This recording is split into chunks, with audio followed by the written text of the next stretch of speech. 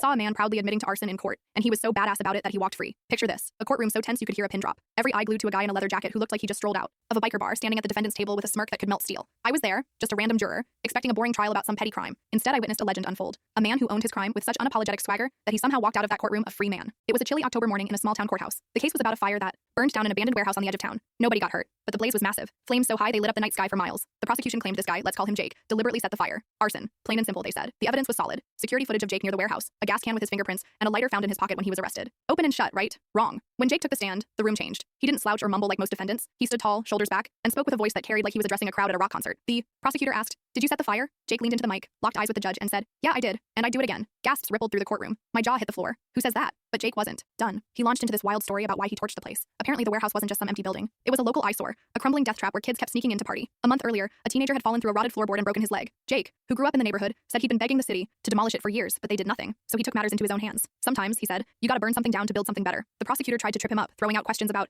laws and safety. Jake didn't flinch. He admitted he planned it meticulously, made sure the place was empty, checked the wind direction, even called the fire department himself right after lighting the match to make sure it didn't spread. He wasn't some reckless pyromaniac. He was a man on a mission. Every answer he gave was calm, confident, like he was explaining why he picked one beer over another at a bar. The kicker? He looked at the jury, right at me, and said, "You've all driven by that dump. You know it was a hazard. I didn't hurt anyone. I just did what your city wouldn't." I swear, half the jury nodded before they caught themselves. The guy had charisma for days, like a vigilante superhero who just happened to play with fire. The prosecution was fuming, but they couldn't shake him. His story checked out. Witnesses confirmed the warehouse was a danger, and the fire department's report backed his claim that the blaze was contained. Even the judge seemed torn, her stern face softening every time Jake spoke. When closing arguments came, Jake's lawyer barely had to say a word. Jake had already won the room. We deliberated for 3 hours, but it felt like 3 minutes. Most of us agreed. Yeah, he broke the law, but this wasn't some malicious crime. It was a public service wrapped in a felony. We found him not guilty on all charges. The courtroom erupted. Some people cheered, others muttered about justice being a joke. Jake just gave a small nod, like he'd expected it, and sauntered out like he was heading to grab a burger. I still think about that day. Jake wasn't just a guy who got away with arson. He was a force of nature who bent the system to his will, nothing but guts and charm. Last I heard, the city finally cleared the warehouse lot and turned it into a community park. There's even a rumor Jake donated money to help build it, but he's never confirmed it. That's just how he rolls. Quiet, badass, and always one step ahead.